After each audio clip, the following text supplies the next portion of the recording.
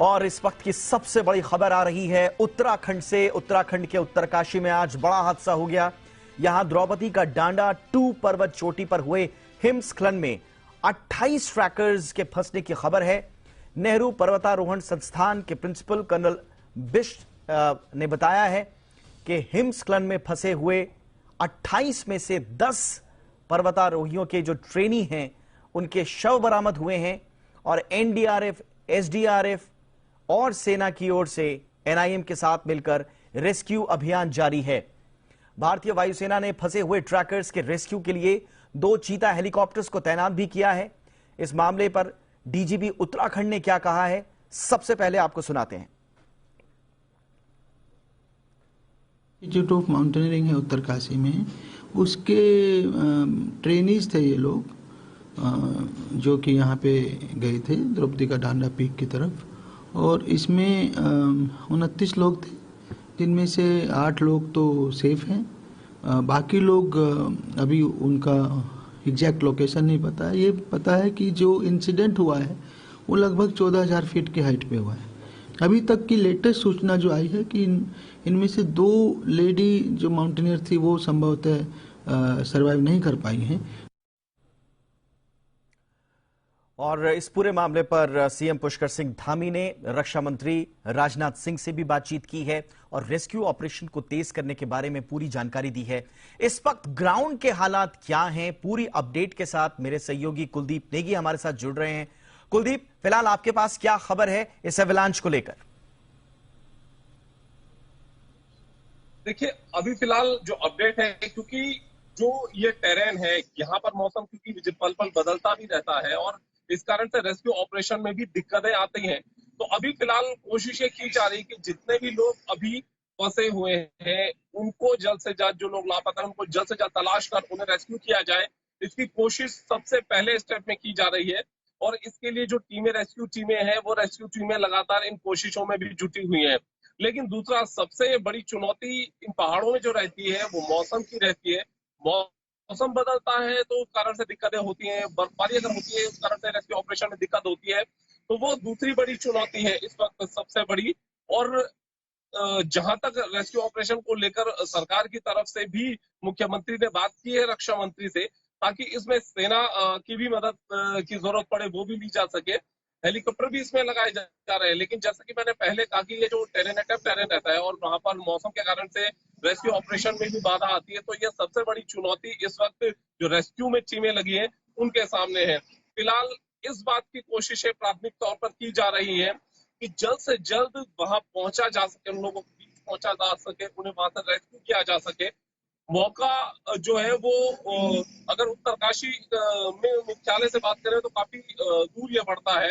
और ये जो पूरा टेरेन है, क्योंकि एनआईएम का जो बेस कैंप है, बेस कैंप से आगे ही पूरा ये जो ट्रेनिंग का शेड्यूल रहता है वो वहां पर चलता है। तो ये जो द्रौपदी का डाटा, मैं आऊंगा आपके साथ, आपके पास आऊंगा। इस वक्त हमारे साथ देश की जानी मानी पर्वतारोही और एनआईएम की पूर्व इंस्ट्रक्टर विजया पंत तुली मैम जुड़ चुकी हैं। तुली मैम, बहुत बहुत स्वागत आपका जी बिजनेस पर, शुक्रिया आपने वक्त निकाला।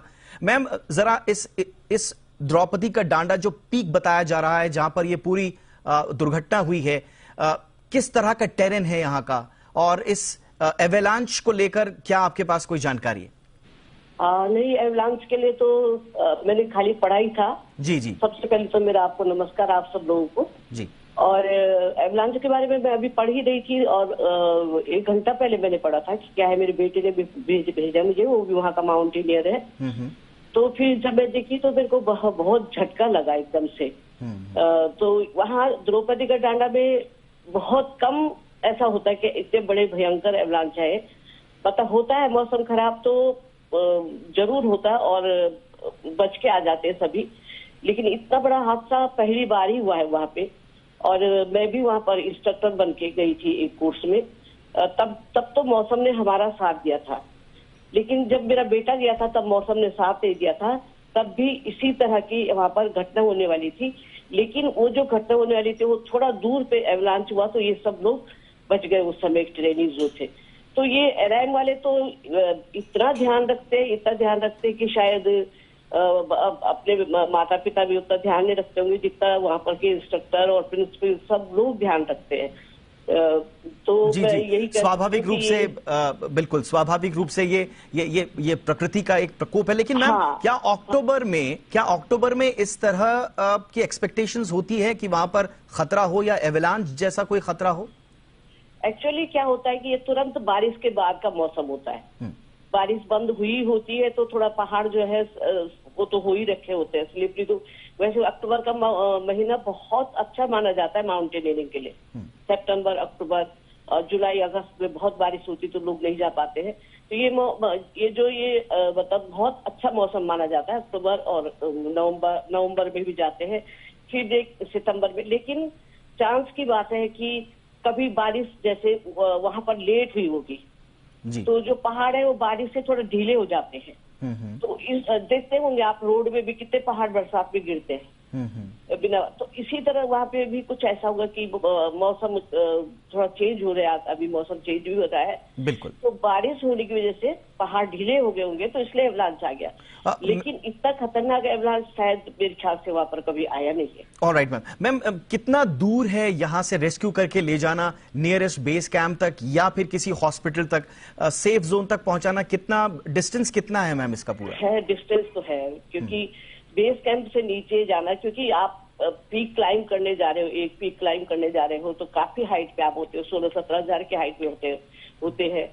तो रेस्क्यू करना थोड़ा कठिन है। लेकिन आजकल जो ये हेलीकॉप्टर की सहायता आ गई है, ये इससे बहुत सुविधा हो गई है।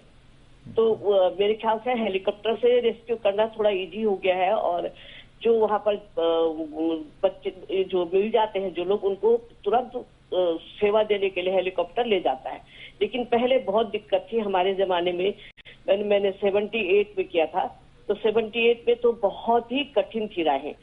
लेकिन अब बहुत सुविधाएं हो गई। अब ईश्वर ने मतलब क्या किया ये कुछ समझ नहीं आ रहा है। अभी तक मुझे तो कुछ बच्चों का पता भी नहीं है कि क्या हुआ है और कितना क्या हुआ है। तो मैं मतलब मेरे को बात करने में ही थोड़ा सा खराब लग रहा है, क्योंकि बिल्कुल मैम, ये दिल दहला देने वाली बिल्कुल मैम स्ट्रॉन्ग वो है जो बच्चों को बहुत अच्छा से रखते हैं। Absolutely ma'am. एक आखिरी सवाल मैम, ये जो प्रशिक्षण के लिए यहाँ पर बच्चे या लोग आते हैं, ये किस तरह से आते हैं और कैसे इनका सिलेक्शन होता है और इसका मकसद क्या होता है ट्रेनिंग का? काफी टफ है।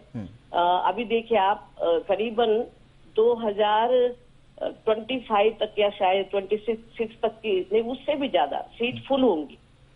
अच्छा, सीट मिलना मुश्किल हो जाता है, क्योंकि जो एनआईएम का नाम है वो बहुत ही अच्छे उसमें गिना जाता है कि एनआईएम से कोर्स करना है। तो फिर फॉर्म भरा जाता है, फिर फॉर्म में सिलेक्शन होता है। सेलेक्ट होके फिर कुछ जो बच्चे कुछ वीक है उनका एग्जाम भी आ जाता है, फिजिकली भी, और फिर उनका सिलेक्शन किया जाता है। तो जितने बच्चे हैं, बहुत हजारों बच्चे फॉर्म भरते हैं, लेकिन जो टफ और स्ट्रांग होते हैं उन्हीं बच्चों को लिया जाता है। एब्सोल्युटली मैम, बहुत बहुत शुक्रिया मैम। और आप व्यक्तिगत पीड़ा महसूस कर रही होंगी, मैं समझ सकता हूं। आप उस इलाके में गई हैं, खुद ट्रेनर वहां पर रही हैं, हमारे देश का नाम आपने रोशन किया है, एवरेस्ट फतेह आपने की है। बहुत बहुत शुक्रिया मैम, आपने वक्त निकाला, बहुत बहुत शुक्रिया आपका।